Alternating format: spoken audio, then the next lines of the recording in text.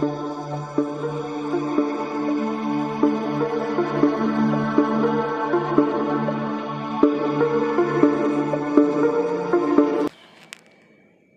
நண்பர்களே. இந்திய குடியுரிமை பணித் தேர்வில் வெற்றியடைந்த முதல் பெண்மணி, இந்தியாவின் முதல் பெண் வெளியுறவுத்துறை அதிகாரி, சென்னை கல்லூரியில் பட்டம் பெற்றவர், இந்திய ஆட்சி பணிகளில் பெண் அதிகாரிகளுக்கு எதிராக உள்ள விதிகளை மாற்ற பாடுபட்டவர், இப்படின்னு பல சிறப்புகளை கொண்ட சிபி முத்தம்மா. இவங்களை பற்றி தான் இந்த பதிவில் நாம் பார்க்க போகிறோம். கர்நாடக மாநிலம் குடகு மாவட்டத்தில் விராஜ்பேட்டை அப்படிங்கிற ஊரில் 1924ஆம் ஆண்டு பிறந்தவர்.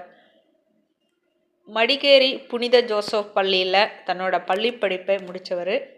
சென்னை பெண்கள் கிறிஸ்துவ கல்லூரியில் பட்டப்படிப்பை முடித்தவர். சென்னை பிரசிடென்சி கல்லூரியில் ஆங்கில இலக்கியத்தில் பட்டப்படிப்பை முடித்தவர்.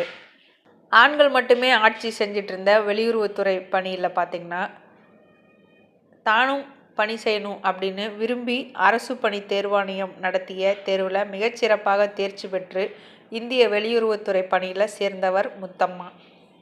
வெளியுறவுத்துறை பணியில் நிறைய விதிமுறைகள் இருந்தது. திருமணம் செய்கிறதுக்கு முன்னால் இந்த பணியில் சேரணும் அப்படின்னா அதுக்காக அரசு அனுமதி பெற வேண்டும் அப்படிங்கிற ஒரு விதிமுறை இருந்தது. திருமணத்துக்கு பிறகு குடும்ப பொறுப்புகள் நிறைய இருக்கும் பொழுது பணிக்கு அது தடையானா ராஜினாமா செய்ய வேண்டிய நிர்பந்தம் ஏற்படும் அப்படிங்கிற நிறைய விதிமுறைகள் அதில் இருந்தது. இந்த கட்டுப்பாடுகளையும் விதிகளையும் எதிர்த்து முத்தம்மா அவங்க உச்சநீதிமன்றத்தில் வழக்கு தொடர்ந்தாங்க. ஒரு பெண் அப்படிங்கிற ஒரே காரணத்துக்காக இவ்வளவு இந்த வெளியுறவுத்துறையில் பணி செய்ய நிறைய தடைகள் இருக்குது அப்படிங்கிறது அவங்களோட கருத்தாக இருந்தது. வழக்கை விசாரித்த நீதிபதி வி.ஆர். கிருஷ்ணய்யர் அரசியலமைப்பு சட்டம், மத, இன, ஜாதி, பால் மற்றும் பிறந்த இடம் இதுக்கெல்லாமே காரணமாக எவர் ஒருவருக்கும் பாகுபாடு காட்டக்கூடாது அப்படின்னு நிறைய விஷயங்கள், நிறைய கருத்துக்கள் இதில் விவாதிக்கப்பட்டது. திருமணத்துக்கு பிறகு ஒரு பெண் தன்னோட பணியில் சிறப்பாக செய்ய முடியாது அப்படின்னா அப்போ திருமணமான ஒரு ஆணுக்கும் இதே சட்டம் தானே இருக்கணும் அப்படிங்கிறதும் விவாதிக்கப்பட்டது. நீதிபதிகள் நிறைய மேற்கோள்களை காட்டியிருந்தாங்க.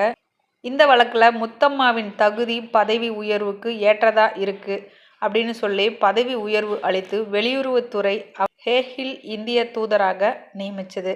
வரலாற்று சிறப்புமிக்க இந்த தீர்ப்பு ஆணாதிக்கம் கருத்துக்கள் கொண்ட விதிகள் திருத்தி எழுத வாய்ப்பாகவும் அமைஞ்சது. 32 ஆண்டுகள் பணியின் பின்னர் இந்திய குடியுரிமை பணியிலிருந்து 1982ஆம் ஆண்டு ஓய்வு பெற்றாங்க முத்தம்மா அவங்க. முத்தம்மா தன்னோட 9வது வயதிலேயே தந்தையை பறிகொடுத்தவங்க. வைராகியம் கொண்ட தாய் அவங்களுக்கு சிறந்த ஊக்கத்தை கொடுத்து நல்லா படிக்க வச்சாங்க. சவால்களை சந்தித்து அதை வெற்றி பெற்றே பழக்கமான முத்தம்மா ஐரோப்பா, ஆசியா, ஆப்பிரிக்கா ஆகிய கண்டங்களில் பல்வேறு நாடுகளில் இந்திய வெளியுறவுத்துறையில் பணி செய்கிறாங்க. 1982 ஓய்வு பெற்ற முத்தம்மாள் பல்வேறு விஷயங்களை பற்றி கட்டுரைகளாக எழுதுகிறாங்க. இவங்க செஞ்ச ஒரே விஷயம் அப்படின்னு பார்த்திங்கன்னா, பல விஷயங்களை பதிவு செஞ்சுட்டு போயிருக்கிறது தான். எல்லாருமே போராடுறோம், நமக்கு நியாயம் கிடைக்குது இல்லை அநியாயம் கிடைக்குது அப்படின்னா அடுத்து வர சந்ததிகளுக்கு எப்படி அதை கடத்துறது அப்படின்னு ஒரு விஷயம் இருக்குது.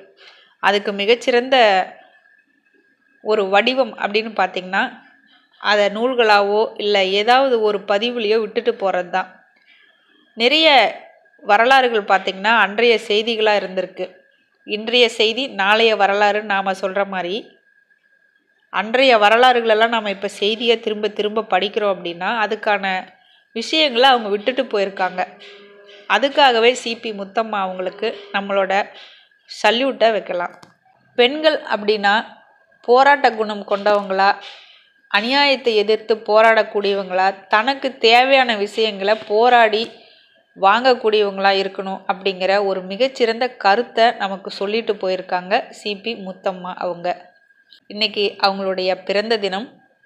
ஒவ்வொருவருடைய வாழ்க்கையிலிருந்தும் நாம் நிறைய விஷயங்களை பாடமாக எடுத்துக்கணும். அதை நம்ம வாழ்க்கையிலையும் கடைபிடிக்கணும். சிபி முத்தம்மாள் அவர்களுடைய வாழ்க்கை வரலாறு, அவர்கள் விட்டு சென்ற பதிவு, இது எல்லாமே பார்த்திங்கன்னா இப்போ இருக்கிற பெண்களுக்கு ஒரு பூஸ்டாக இருக்குது, மிகப்பெரிய ஊக்கமாக இருக்குது. முத்தம்மாள் அவர்களுக்கு நம்மளுடைய நன்றிகளை தெரிவிச்சுக்கலாம்.